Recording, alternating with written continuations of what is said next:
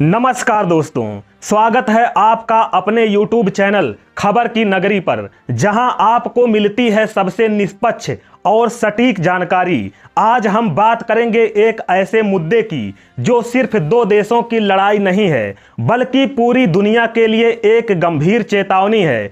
Iran बनाम Israel, कौन है किस पर भारी? क्या यह जंग अब निर्णायक मोड़ पर है? क्या ये तीसरे विश्व युद्ध का ट्रिगर बन सकती है? आइए जानते हैं विस्तार से। मध्य पूर्व यानी मिडिल ईस्ट एक बार फिर आग की लपटों में है। ईरान और इजराइल के बीच दशकों पुरानी दुश्मनी अब सीधे टकराव में बदल चुकी है। ईरान ने सीधा हमला किया इजराइल पर, 300 से ज़्यादा ड्रोन और मिसाइलें दागी।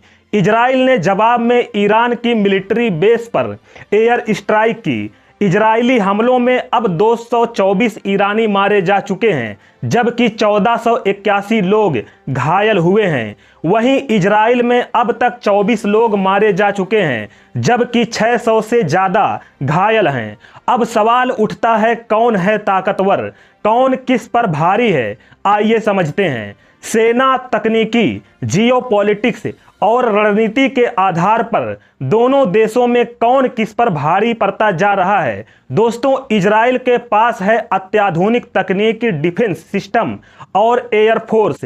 उसका आयरन डोम दुनिया का सबसे प्रभावी मिसाइल डिफेंस सिस्टम माना जाता है। लेकिन इस आयरन डोम को भेदते हुए ईरान ने इजराइल की राजधानी तेल अवीव पर दनादन मिसाइलें दागी। इजराइल के पास F-35 जैसे एडवांस फाइटर जेट्स और अमेरिका की मदद उसे एक बढ़त बनाती है। दूसरी ओर ईरान पारंपरिक हथियारों के साथ साथ ड्रोन, वारफेयर और मिसाइल टेक्नोलॉजी में तेजी से आगे बढ़ा है। हिजबुल्लाह, हूथी और शिया मिलिशिया जैसे सहयोगी ग्रुप उसे युद्ध में मजबूत बनाते हैं। इजराइल एक छोटा देश है, लेकिन उसकी रणनीतिक स्थिति बेहद मजबूत है। अमेरिका, ब्रिटेन और यूरोपीय यूनियन इजराइल के साथ हैं। वहीं ईरान रूस और चीन के साथ गहराई से जुड़ा हुआ है। इसके अलावा मिडिल ईस्ट में ईरान का नेटवर्क कहीं ज़्यादा फैल चुका है, खासकर सीरिया, इराक, यमन, लेबनान में। इजराइल की अर्थव्यवस्था तकनीकी और स्टार्टअप से जुड़ी है। वहीं ईरान तेल और गैस पर आधारित है, लेकिन पश्चिमी पाबंदियों ने ईरान की अर्थव्यवस्था को काफ़ी नुकसान पहुंचाया है। इस मोर्चे पर इजराइल को अमेरिका और पश्चिम से समर्थन मिलता है, जबकि ईरान को सिर्फ रूस और चीन का व्यापारिक सहारा है। अगर खुले युद्ध की बात हो, यानी फेस टू फेस युद्ध हो, तो इजराइल की तकनीक और सैन्य सटीकता और अमेरिका का साथ उसे बढ़त दिलाता है। लेकिन अगर युद्ध प्रॉक्सी वार, साइबर अटैक और ड्रोन से लड़ा गया, तो ईरान का नेटवर्क उसे ताकतवर बनाता है। वहीं इजराइल के पास जवाब देने की रफ्तार है, तो ईरान के पास हमले की गहराई है। अब सवाल है कि क्या होगी दुनिया की भूमिका। दोस्तों, अमेरिका इस जंग को बढ़ने से रोकना चाहता है, लेकिन दूसरी तरफ अमेरिका ही आग में घी डालने का भी काम करता है। रूस चाहता है कि पश्चिम एशिया में अस्थिरता बनी रहे, ताकि यूक्रेन से ध्यान हटा रहे। भारत जैसे देश शांति का पक्ष ले रहे हैं, क्योंकि भारत ईरान से तेल लेता है और इजराइल से रक्षा तकनीक। तो साफ है, ये लड़ाई सिर्फ दो देशों की नहीं, ये लड़ाई वर्चस्व की है, रणनीति की है और पूरी दुनिया पर असर डालने वाली जंग की। अब देखना यह है कि कौन पहले झुकता है, डिप्लोमेसी या बारूद। आपका क्या मानना है? क्या यह युद्ध थमेगा या और भड़केगा? कमेंट में बताएं। इजराइल ने ऑपरेशन राइजिंग लायन शुरू किया है। ईरान पर 200 फाइटर जेट से हमला किया। इजरायली ऑपरेशन में ईरान के 14 वैज्ञानिक, 20 से ज़्यादा मिलिट्री कमांडर मारे गए। ईरान ने पलटवार किया। इसे ऑपरेशन ट्रू प्रॉमिस 3 नाम दिया। सैकड़ों मिसाइलें दागी। इजरायली पीएम नेतन्याहू को सीक्रेट जगह शिफ्ट किया गया है। ट्रंप बोले ईरान के पास अभी भी समझौता करने का वक्त है। ईरान ने इजरायली रक्षा मंत्रालय को निशाना बनाया। इजरायली हमलों में 9 ईरानी परमाणु वैज्ञानिक की मौत हुई है। इजरायली एयर स्ट्राइक में टॉप 6 मिलिट्री जनरल मारे गए। वहीं ईरान ने 3 इजरायली F-35 फाइटर जेट मार गिराने का दावा किया है। ईरान ने मोसाद से जुड़े होने के आरोप में 4 लोगों को गिरफ्तार किया है। इजराइल ने ईरानी रक्षा मंत्रालय पर हमला किया।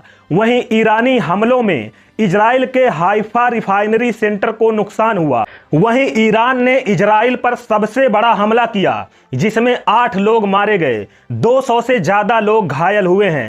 अब जानते हैं ईरान और इजराइल में कौन किस पर कितना भारी पड़ रहा है। यह भी जानते हैं कि ईरान और इजराइल के पास कितनी मिलिट्री पावर है। सबसे पहले जानते हैं थल सेना की ताकत। दोस्तों, ग्लोबल फायर पावर इंडेक्स के मुताबिक ताकतवर मिलिट्री की लिस्ट में इजराइल 15वें और ईरान 16वें नंबर पर आता है। इस रैंकिंग में 60 अलग अलग पैरामीटर्स पर देशों की ताकत को परखा जाता है। आइए समझते हैं कि वो पैरामीटर्स क्या हैं। दोस्तों, ईरान के पास एक्टिव फोर्स 6,10,000 है। वहीं इजराइल के पास एक्टिव फोर्स 1,70,000 है। ईरान के पास एक्टिव फोर्स 3.5 लाख है। वहीं इजराइल के पास एक्टिव फोर्स 4,65,000 है।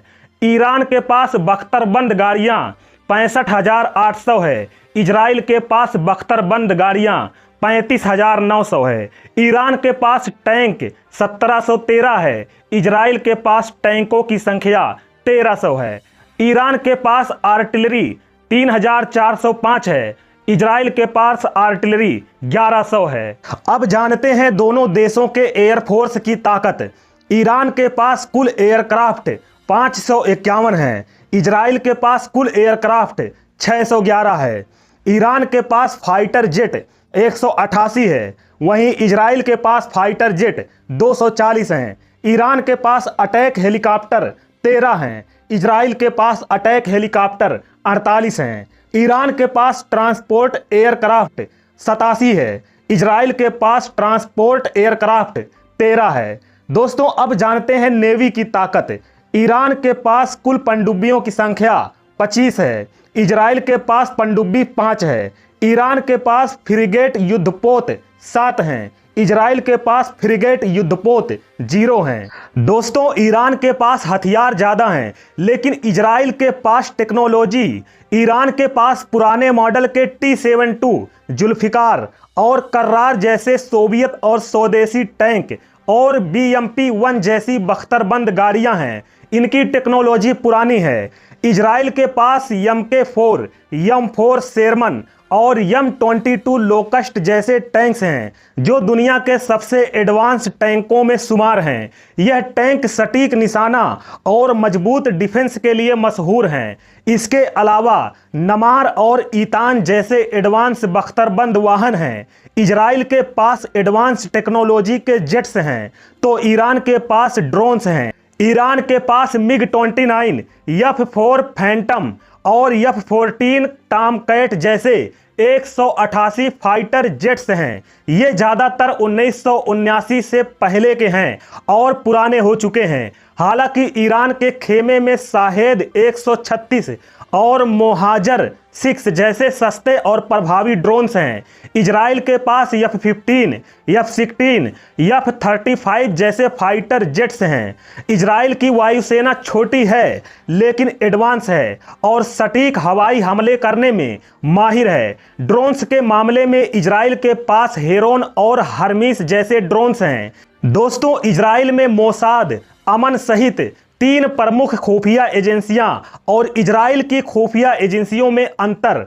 मोसाद इजराइल की विदेश में काम करने वाली खुफिया एजेंसी है। सिनबेट इजराइल और फिलिस्तीन के कब्जे वाले इलाके में काम करती है। अमन इजराइल की सेना की खुफिया शाखा है। इजराइल के मोसाद, शिन बेट और अमन, इन तीनों खुफिया एजेंसियों के मुख्य कार्य क्या हैं? दोस्तों, मोसाद का काम विदेशों में जासूसी और दुश्मन देशों में खुफिया मिशन चलाना है। शिन बेट आतंकी हमलों की रोकथाम के लिए देश के अंदर निगरानी, गिरफ्तारी और पूछताछ करना है। अमन दुश्मन सेनाओं और हथियारों की जानकारी जुटाकर सेना की मदद करना है।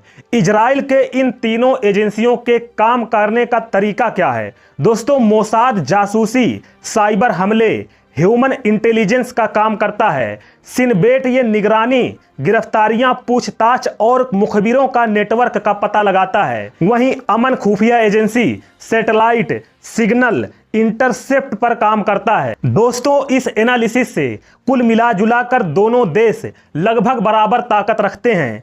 अब देखना होगा क्या होता है।